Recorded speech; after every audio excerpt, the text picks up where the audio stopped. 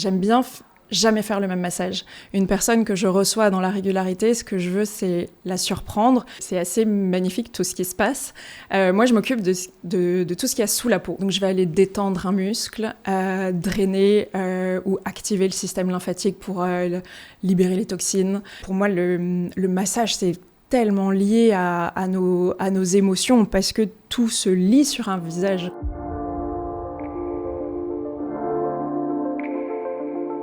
Bonjour à toutes et à tous et bienvenue dans Soin, le podcast d'Aromazone. Ici, on explore toutes les façons de prendre soin de soi et de prendre soin de sa peau en donnant la parole à des femmes expertes et passionnées, vous allez voir. Dermatologues, pharmaciennes, naturopathes, facialistes et même philosophes, toutes partagent une vision globale et engagée du soin. Je suis Marine L'Orphelin, médecin généraliste et autrice du livre En pleine forme, un guide pour prendre soin de votre santé physique et mentale. Et aujourd'hui, nous allons parler du visage, de ses expressions, de ses formes, de ce qu'il dit de nous et comment en prendre soin autrement, avec une invitée qui a développé une méthode unique, facialiste renommée. Elle porte une vision sensible et intelligente de la beauté. Bienvenue Jeanne Casimir. Merci Marine, merci de me recevoir ici. Avec grand plaisir. Alors Jeanne, c'est vrai que facialiste, c'est un métier assez original. Alors j'aimerais comprendre quel est ton parcours, comment tu es arrivée finalement dans l'univers déjà des cosmétiques, et puis après on verra comment tu as rencontré finalement le massage du visage. Rencontrer le massage du visage, ça s'est fait effectivement en plusieurs étapes. J'ai grandi en Bourgogne dans une... Ah c'est vrai ouais. Ah bah ça nous fait un joli point commun. C'est vrai ? Mais oui. Alors moi je viens d'un petit village à côté d'Auxerre dans l'Yonne. D'accord. Alors, moi je viens de la Saône-et-Loire mais... Ok. Bon voilà, on se rencontre. Et donc j'ai grandi à la campagne avec mes parents et ma sœur. Et j'ai toujours été entourée d'animaux. En fait, je me rends compte que le soin, ça a fait partie de mon enfance et de jusqu'à mes 18 ans. C'était mon activité. Dès que je sortais de l'école, je prenais soin de mes animaux. Et quand j'étais pas à la maison dans le jardin, j'étais au centre équestre et je prenais soin de mes poneys et de mes chevaux. Donc c'était une forme de soins qui était assez inconsciente. Oui, mais déjà avec ce contact physique finalement, parce que ça passe beaucoup par les caresses. S'occuper littéralement d'un être vivant. Et donc ça a rythmé mon enfance et mon adolescence. Et après, je suis arrivée à Paris à 18 ans. Et là, j'ai fait des études de business, économie et marketing. Là, ça a été plus la dimension entrepreneuriale et commerçante dans laquelle j'ai baigné grâce à mes parents. Et à cette époque, tu étais déjà sensible à la beauté, aux cosmétiques ? Eh bien, pas vraiment, parce qu'à l'époque, j'étais fascinée par la grande consommation, l'agroalimentaire. J'étais fascinée par les supermarchés, par le hard discount. C'était l'époque de l'essor des marques de distributeurs et des grosses enseignes. J'ai fait un premier stage dans une marque d'agroalimentaire et je me suis rendu compte que, en fait, pas du tout. C'était pas fait pour toi. Et que pour un peu moi, je suis assez guidée par la passion. Quand je suis passionnée, je peux faire n'importe quoi, mais si je suis pas alignée avec les valeurs, avec le produit, je dois être la première cliente de mon produit, en gros. Et c'est comme ça que j'ai bifurqué dans la cosmétique. J'ai eu plusieurs expériences avant d'arriver dans une entreprise qui venait de s'implanter en France. Moi, j'adore vivre des grandes aventures qui révolutionnent un peu le marché. Mm-hmm. Et là, j'ai eu la chance de rencontrer cette marque et j'y suis restée pendant 11 ans. Est-ce que c'est au contact de ces marques-là que tu as appris, établi des rituels de beauté et que tu t'es amenée à te former dans le massage ? Grâce à ces expériences, j'ai développé une expertise du soin du visage, mais de la peau. J'avais aucune idée encore à l'époque de ce qui se passait sous la peau. J'ai toujours passé beaucoup de temps en boutique pour rencontrer les clients et la particularité de l'entreprise dans laquelle je travaillais, c'était de prendre en main chaque client, de lui prendre la main et de lui faire découvrir les produits en lui tenant la main et en lui faisant un massage de la main. Donc je l'ai aussi bien fait que je l'ai transmis aux équipes.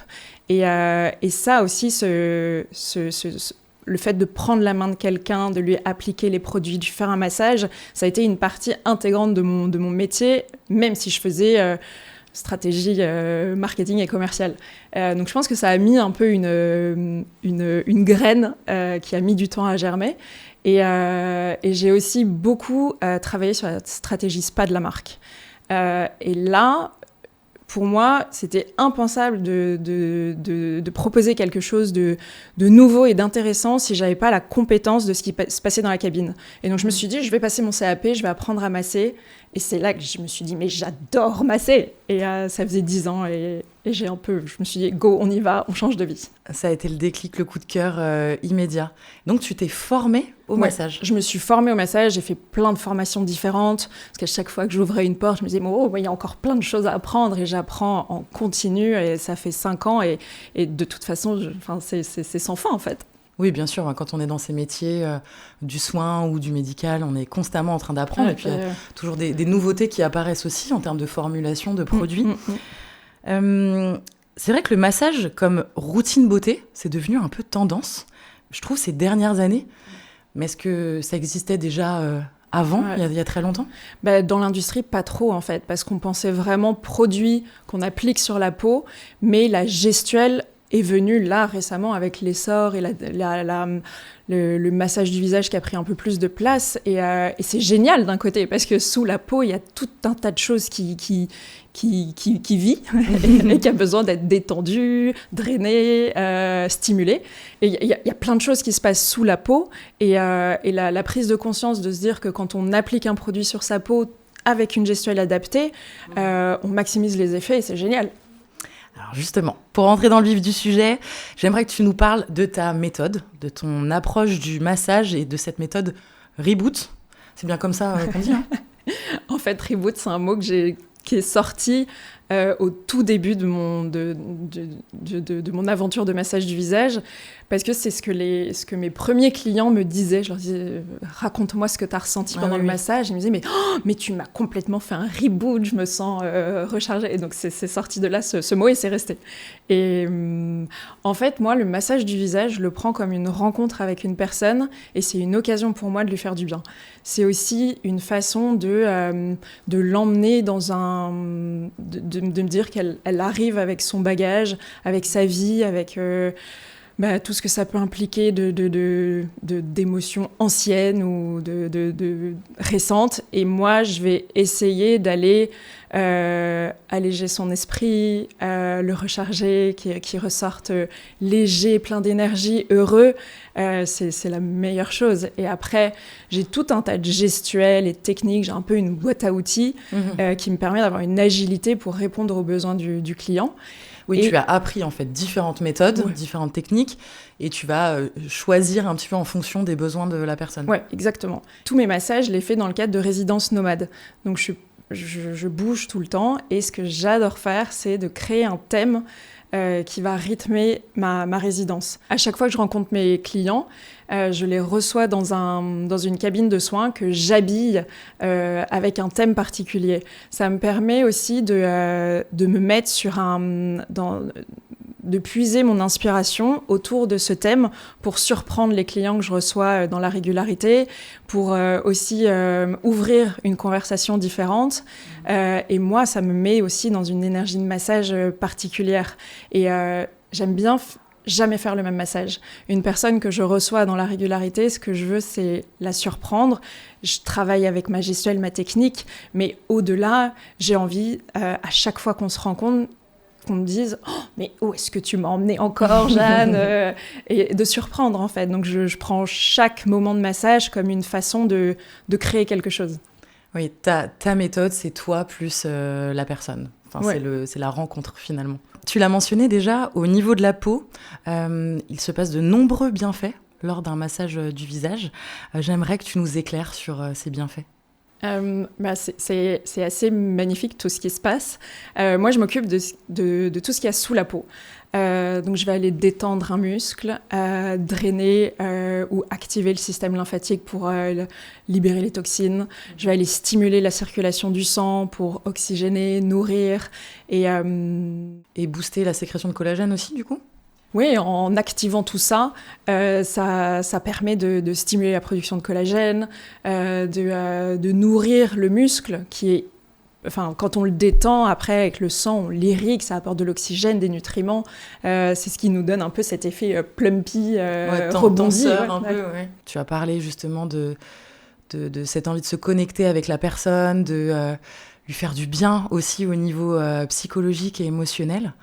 Comment on explique que finalement masser le visage peut avoir un impact positif sur les émotions ?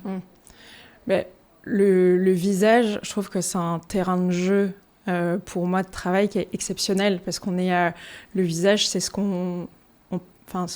c'est la façon dont on se présente au monde. Oui, c'est ce qu'on dégage, ouais. Et quand il est à nu, on a assez peu de marge de manœuvre sur notre visage. En gros, on en hérite et on n'a pas le choix. On doit faire avec. et après, tous les capteurs sensoriels, toutes les émotions qui se logent dans un visage, quand on vient les masser, soit on les apaise, ou on les libère, ou on vient décupler celles qu'on a envie de garder.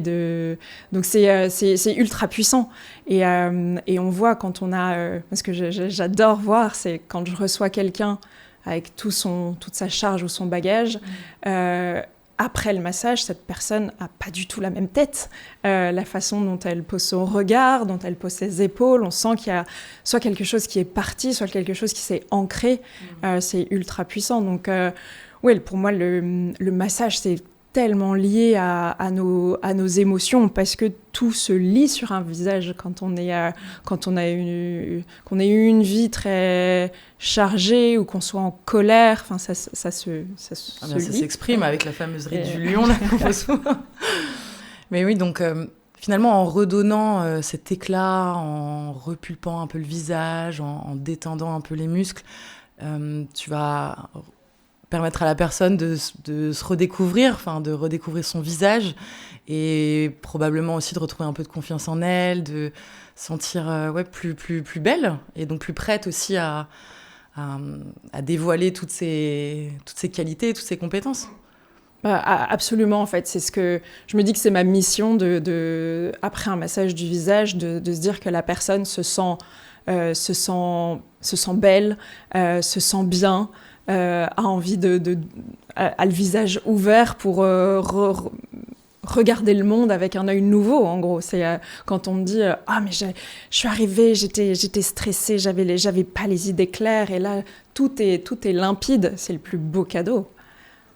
Tu fais du bien aux gens, et ça c'est génial. Ce que j'adore aussi dans mon métier d'ailleurs.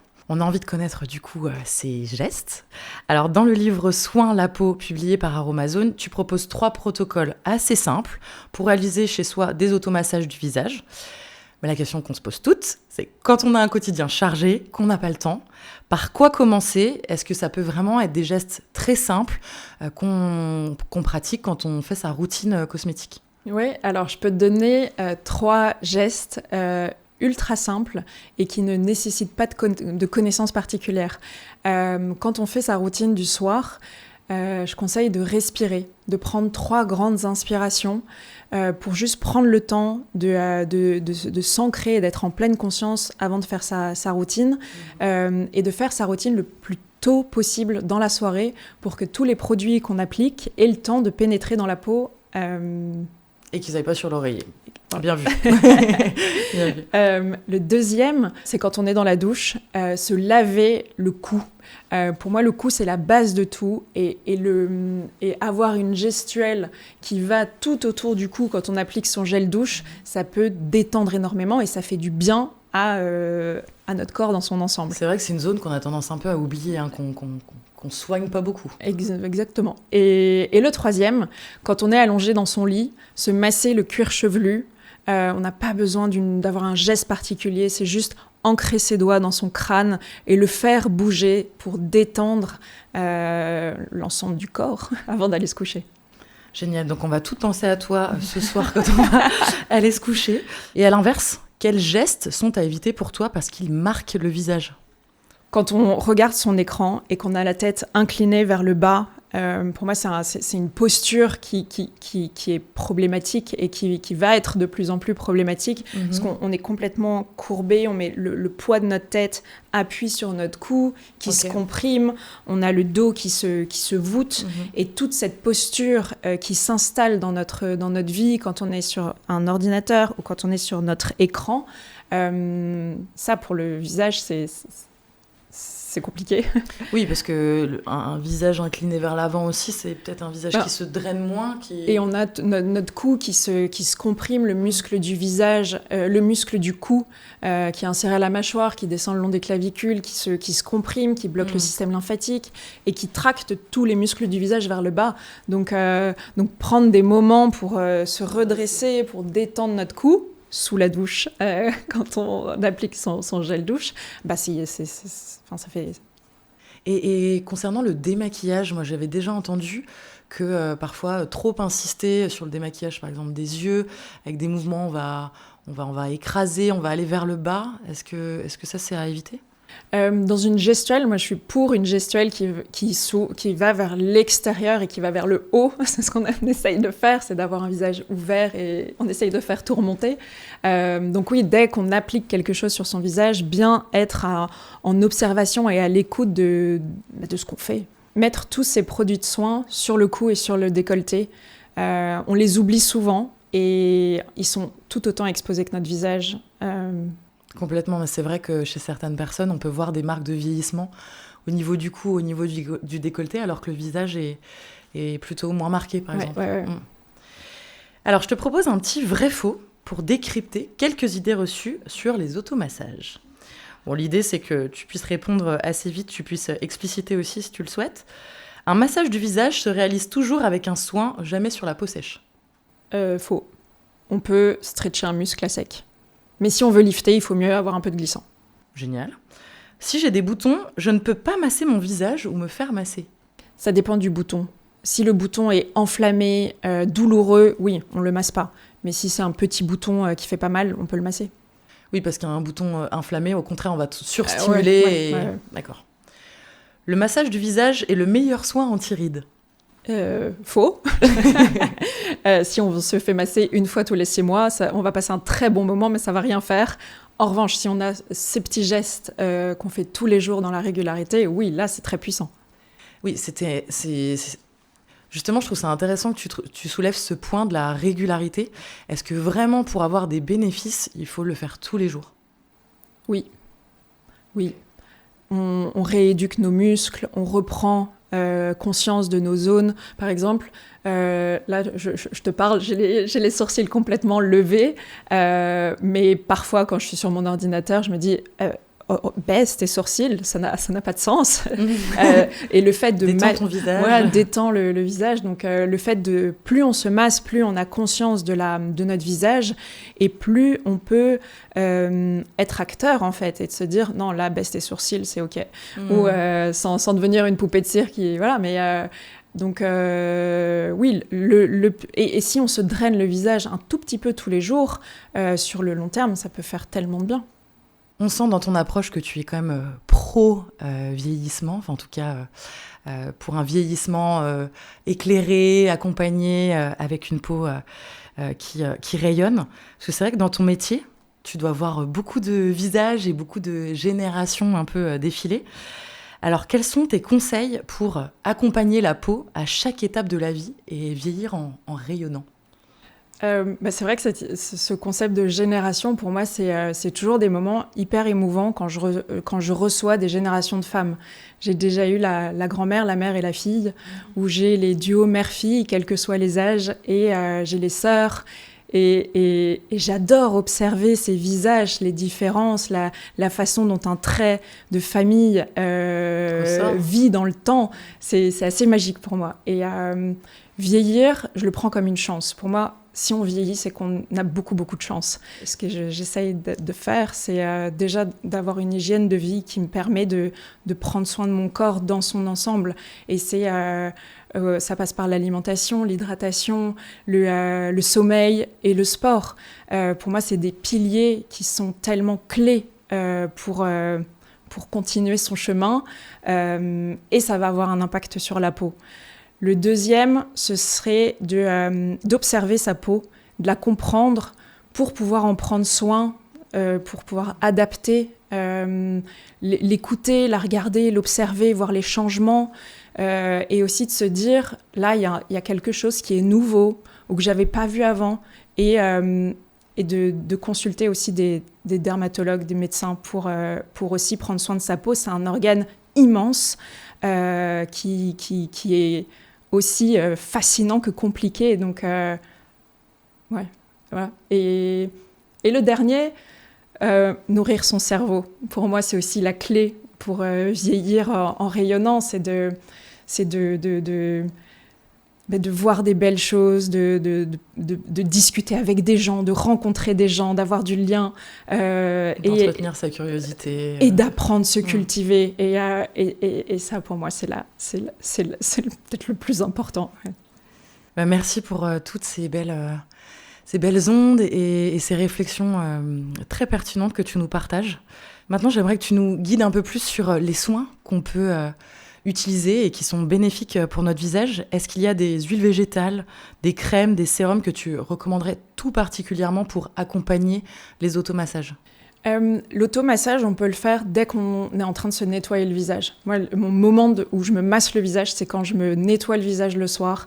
J'utilise un baume ou une huile, en tout cas des textures qu'on peut masser, où on peut prendre le temps d'explorer son visage et de se dire « Ah là, c'est un peu tendu. Oh là, j'ai beaucoup froncé aujourd'hui. » et d'explorer. Donc finalement, il n'y a pas de mauvais gestes. On peut juste essayer de faire, comme tu dis, en apprenant à connaître son visage, en ressentant un peu plus les zones. Et d'y aller doucement. Dans l'étape du nettoyage, j'adore, quand tu fais des ateliers d'automassage, observer les participantes qui sont en train de se nettoyer le visage, parce qu'on voit celles qui vont vite, celles qui frottent, celles qui vont déjà décapent le visage à l'intérieur. Et cette étape, pour moi, c'est tellement de douceur. Pour masser, j'adore les huiles fines qu'on peut masser, mais qui glissent sur la peau. Et moi, ma préférée, c'est l'huile de pépin de raisin. Moi, j'aime bien l'huile de jojoba. Tu la recommandes ? Oui, clairement. Mais moi, je suis team pépin de raisin. T'es team pépin de raisin, parce qu'elle a quel fine. Bienfait. Moi, elle est fine. J'adore. Et elle pénètre dans la peau. Le fini sur la peau est génial. Bon, on va aller s'en procurer juste après pour se faire cette routine ce soir même. Et n'oubliez pas le massage du crâne. Une dernière question que nous posons à toutes nos invitées. Et je dois dire que vraiment, j'ai hâte de connaître la réponse. Parce que Jeanne, tu as vraiment une peau lumineuse. Enfin voilà, t'es rayonnante, t'es très belle. Et donc, j'aimerais que tu nous dises à quoi ressemble vraiment ta routine à toi. Merci, c'est gentil. Et dans ma routine, elle est assez simple. Je me nettoie le visage matin et soir et j'aime beaucoup les textures que je peux masser. Et ensuite, j'applique systématiquement un sérum et une crème. Et j'essaye de choisir des produits qui sont dans les mêmes gammes pour avoir des actifs qui ont été pensés pour travailler en synergie. Dans mes sérums, j'adore avoir ce shot d'eau. Et donc, je choisis souvent des sérums à base d'acide hyaluronique. Et ensuite, dans une crème, j'aime qu'elle me donne ce confort d'hydratation. Et j'aime bien avoir un fini où je me sens hydratée. Merci beaucoup pour ta bienveillance, ton énergie et tous tes conseils d'experte. Jeanne, si nos auditrices ont envie de te retrouver, de suivre tes activités et pourquoi pas de prendre rendez-vous avec toi, parce que je sens qu'on a toutes envie de tester tes massages, où est-ce qu'on peut te retrouver ? Alors sur mon site ou sur mon compte Instagram où je partage mes prochaines dates de résidence. Merci beaucoup encore une fois. Merci à toi. J'espère que cet épisode vous aura donné envie, vous aussi, de pratiquer les automassages et d'explorer toutes les facettes de votre visage. On se retrouve très bientôt pour un prochain épisode de Soins.